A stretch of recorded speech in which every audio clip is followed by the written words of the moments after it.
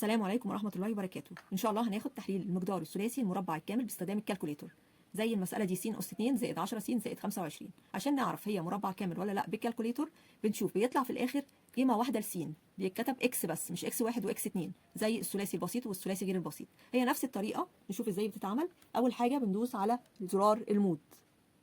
زرار المود تطلع الكالكوليتور كده. بنختار الاختيار رقم 5 اللي هو الإيكويشن اللي هي المعادلة. بعدين نختار الاختيار رقم 3 اللي هي المعادلة أس 2 رقم 3. بعد كده بنكتب المعاملات بالترتيب. أول معامل عندي لس أس 2 المعامل بتاعه 1، وبعدين بعديها يساوي، وبعدين 10 المعامل س 10، وبعدين نكتب يساوي، وبعدين معامل الحد المطلق اللي هو الحد الأخير اللي هو 25 نكتب 25 يساوي، وفي الآخر خالص بنكتب يساوي كمان مرة. بيطلع إكس بتساوي سالب 5. إكس أهي مش إكس واحد ولا إكس 2، إكس بس. طالما إكس بس يبقى كده ده مربع كامل. واتفقنا اللي بيطلع في الكالكوليتور طالما سالب هخليه موجب، إذا كان موجب بنخليه سالب. يبقى كده هي طلعت بالسالب يبقى هنكتبها موجب، يبقى كده تطلع موجب 5. يبقى كده هنفتح قوس، عرفنا إن هو مربع كامل هنكتب القوس كله أس 2. هي كانت سالب يبقى هنكتبها موجب 5. وطبعا السين بتنزل بنص الأس، السين يبقى تبقى كوس س زائد 5 كل أس 2. نطبق على واحدة كمان، 16 ألف أس 2 ناقص 40 ألف زائد 25. ندوس على الزرار مود، وبعدين هيظهر عندي مجموعة من الاختيارات. نختار الاختيار رقم 5 equation اللي هي نظام المعادلة.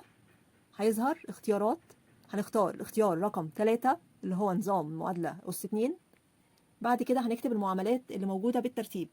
أول معامل 16 يساوي سالب 40 يساوي 25 يساوي كمان يساوي كمان مرة، هيطلع قيمة واحدة لإكس. إكس أهي بتساوي 5 على 4. قيمة إكس 5 على 4. لما طلعت قيمة إكس مش إكس واحد ولا إكس 2، إكس بس، يبقى كده ده مربع كامل. بتساوي 5 على 4. نكتبها 5 على 4. هي موجب 5 على 4 طبعا لما نكتبها هيبقى سالب. طيب هي طلعت 5 على 4. طيب عرفنا طالما طلعت قيمة واحدة بس للإكس، إكس يعني س قيمتها قيمة واحدة بس موجب 5 على 4، عرفنا إن احنا هنكتبها سالب. يبقى كده عرفنا إن ده مربع كامل، يبقى هنعمل القوس أس 2.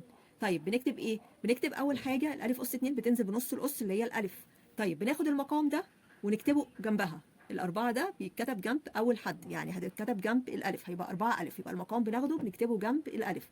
وبعدين هنا كانت طالعة موجب يبقى هيتكتب سالب، عشان طلع كان موجب في الكالكوليتور يتكتب بالعكس سالب، وبعدين البسط يتكتب هنا يبقى 5. يبقى كده طلع بيساوي 4 ألف ناقص 5 كل أس 2. عشان نرجع الكالكوليتور مرة تانية لحالتها هندوس على زرار مود، وبعدين نختار الاختيار رقم 1 ترجع لحالتها تاني. أتمنى تكونوا استفدتم، والسلام عليكم ورحمة الله وبركاته.